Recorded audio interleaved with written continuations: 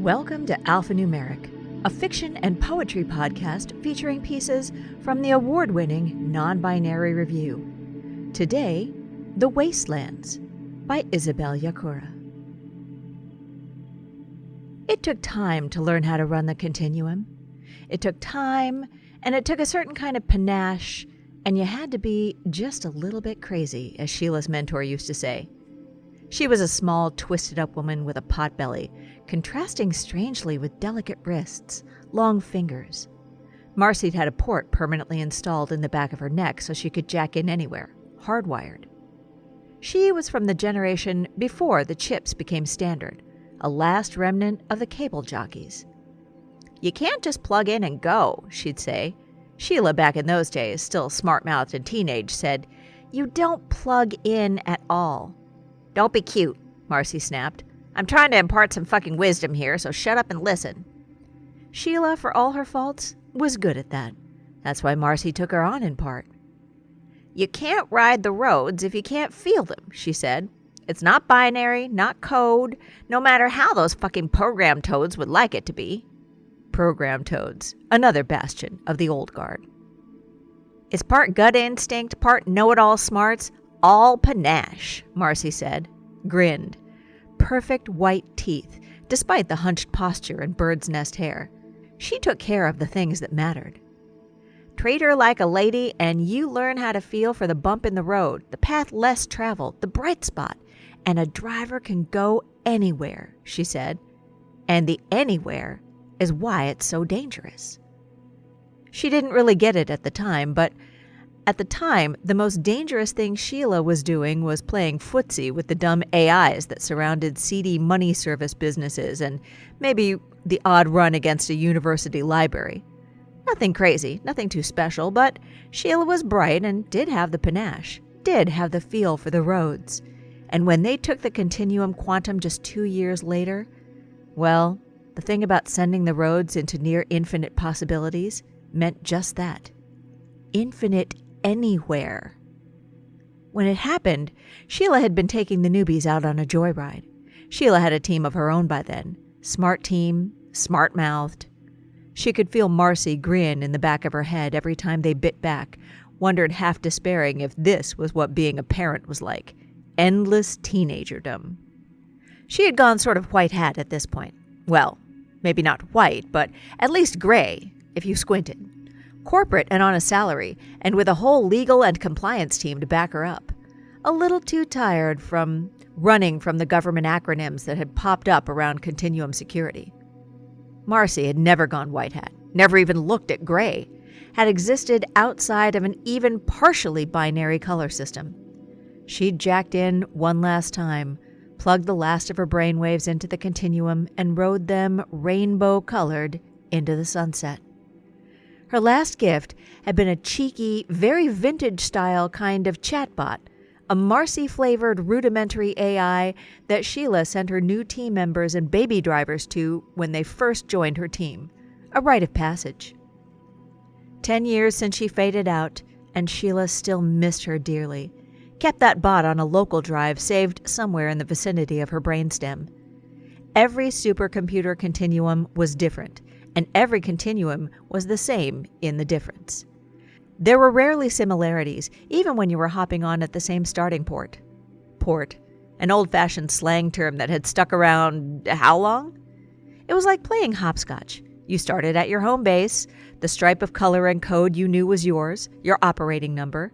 Some people tattooed it on the base of their neck, so if they went offline, some other driver could maybe drag them home. Sheila considered that rather tacky. You're on your meat, and had just saved it in a read this if offline text file to her local C drive. Not like there was much of a point. If you went offline, you didn't really come back. Not all the way, at least. The point before, this was where gut came in, where instinct happened. Because the whole point of the continuum was that it was never the same. There wasn't a route, there wasn't a map, there wasn't a neat row of code to follow. There was just the road and the ability to make your own turn. That had been why it was built originally. when blockchain was in its infancy, routing through hardware cables, decentralized and everywhere, and so primitive. If the way to your bank account, to your money laundering, to your illegal, ill-gotten gains was random, there shouldn't be any way to find it, right? And for a moment, that was right. The problem with innovating for criminal reasons is that someone was always willing to innovate just a little bit further to use those criminal reasons against you. And so the first drivers hopped behind the wheel, drove the roads with little more than a very long Ethernet cable and guts, and thus the continuum was born, small and crude, to follow the money. Ancient history at this point. Now the continuum was quantum. Now it was almost infinite, near organic, and growing closer to the Turing singularity every damn year, anywhere. The cables went away for sure, but that gut instinct didn't. And so, one morning, Sheila told her latest team to gear the fuck up. They were going on a ride. Latest team, ugh. At some point, Sheila had climbed the corporate ladder, more through seniority and sheer knowledge than any sort of effort, and was now used to taking some new drivers for a spin on the continuum every 6 months or so. This batch seemed horribly young, even to Sheila, and for a brief, terrible moment, she realized she was getting old. Maybe even as old as Marcy had been when Sheila had gotten dragged into her broken-down little data recovery shop, 17 and bright-eyed and sharp-toothed. "Good Lord," she said, eyeing them. "Are you even old enough to drink yet?" A brief, nervous titter. Drinking age stayed one of those strange, archaic laws, near constitutional, even as alcohol itself fell in and out of fashion. The conference room they were in hadn't been updated in the last 20 years, and still spotted the organically grown table and chairs that had been so fashionable back then. Sheila repressed a shudder.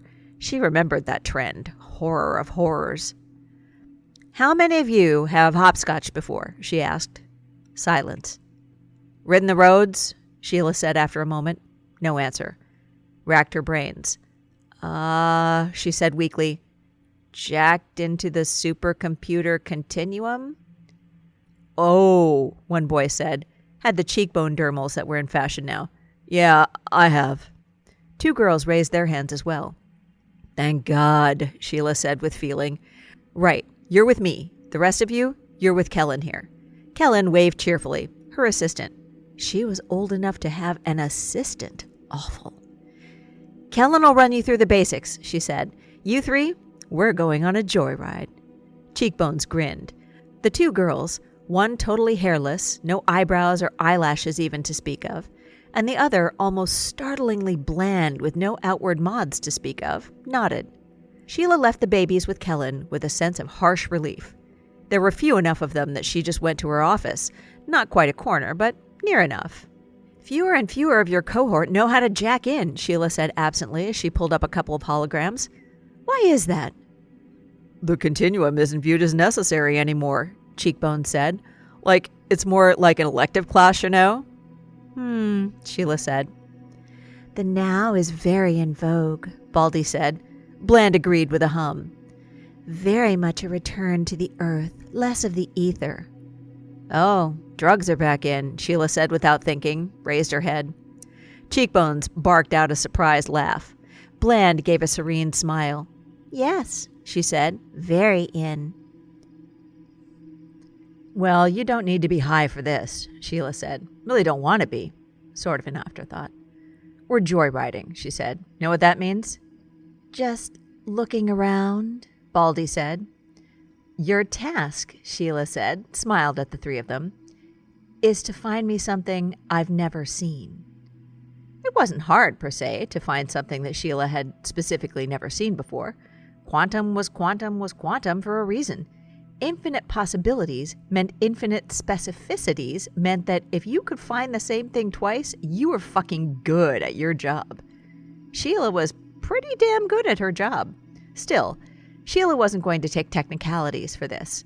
Well, she might if they were really struggling. The task wasn't so much a task as it was an exercise. Wanted to see how these kids ran, how they dealt with information overload, and what colors they turned once they were in the continuum. She ran Bland first, just because she liked the girl's closed-mouth Mona Lisa smile. Bland started in a parody of vintage hacker movies, which Sheila found funny. 2 points for that. Bright neon green, scaling across the screen for a brief moment, then a hard right turn to a harsh red tone. Then, she was working neatly, making her way from shade to shade and tint to tint in the continuum, a barely noticeable blend from their starting red to the orange of sunset, butter yellow, a near blue-white. When they stopped, they were at an unsecured surveillance camera somewhere in Uganda. A cow lowed, their horns nearly too big for the wide, fat body. "Cows?" Cheekbones snorted. "Nice," Sheila said, looking around appreciatively. "Is this where they keep the ankles?" Bland smiled slow. "Yes," she said. "They're going to be shipped off to be harvested for the horns, very popular with black market dealers. Some people who buy ankle buy elephant ivory and snow leopard pelt." "Very nice," Sheila said, put her hands on her hips, turned and viewed the whole thing. "Did you mark down their address?" "Got it," Bland said. "We can show that when we get back," Sheila said, and stepped back into the continuum. Baldy hopscotched them next in a wilder, more freewheeling path of memory association, going from the gray of an old air conditioner to the faded yellow of a warning sign, then trawling green vines of a house on Earth. Baldy was a traditionalist, which was funny. They showed up outside the main gates of the Kuhas Library, just inside the student login. "Some attorneys keep their student addresses," Baldy said, "and shove their personal files on said address." "Decent execution," Sheila said, "but I've seen it before. Try again." Baldy frowned and twisted them off again, a little faster this time, a little rowdy. They paused on a bubblegum pink strata for a moment, then rocketed down shades of pink, growing more saccharine, more pastel. Finally landed in the account servers for a dress-up game, looking at rows and rows of baby's first emails.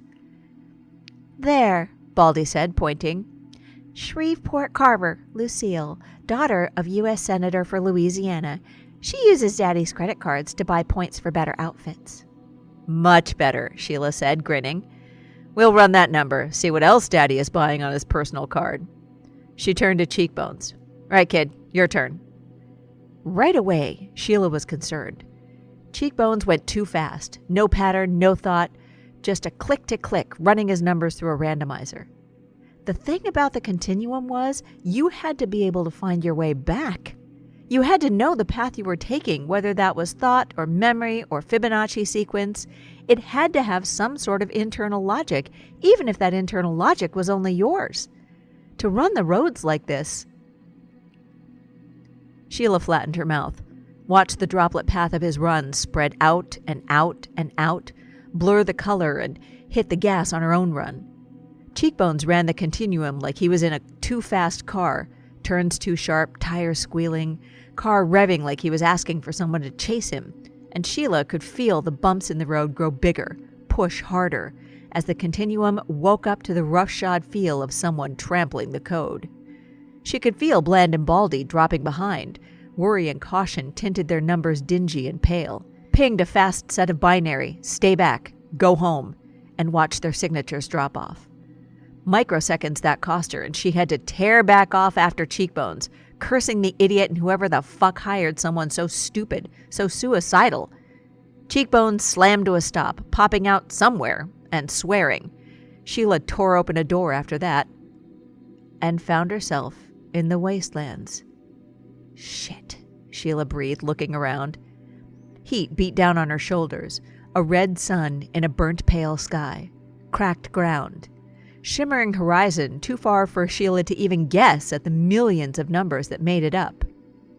Where you landed was always different, resolved based on location and budget and how you got in, whether through the back door or a faked access point or a real live login.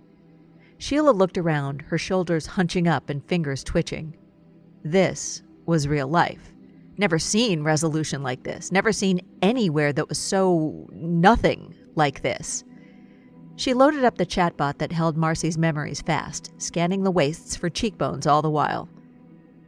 Marcy. "What's up, kid?" "Marcy," Sheila said, voice tight. "You ever skipped a stripe that was just wastes?" Marcy. WYM.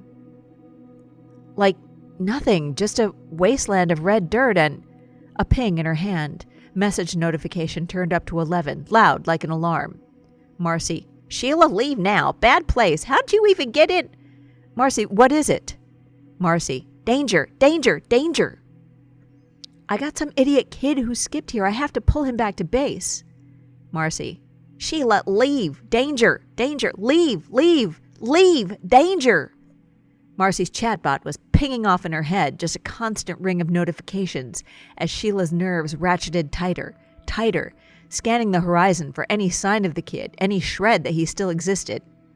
Excuse me, a voice said from behind her, and Sheila's blood ran cold. Marcy. Danger, danger, danger, danger, danger, danger, danger, danger.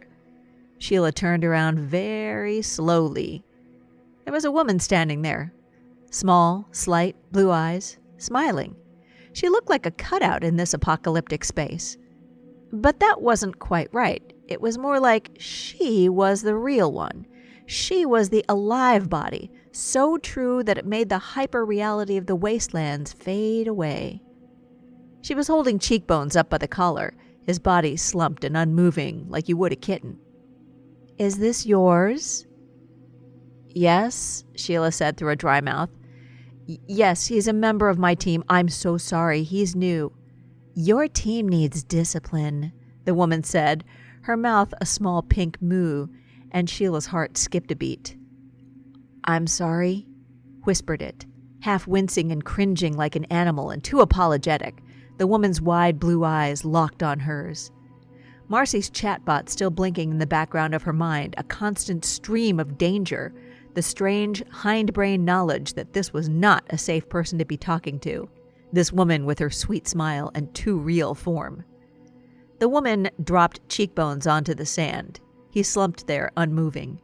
Sheila reached down, not even looking at the boy, just feeling for his tag, whatever would allow her to pack up what was left of him and ratchet it back to base.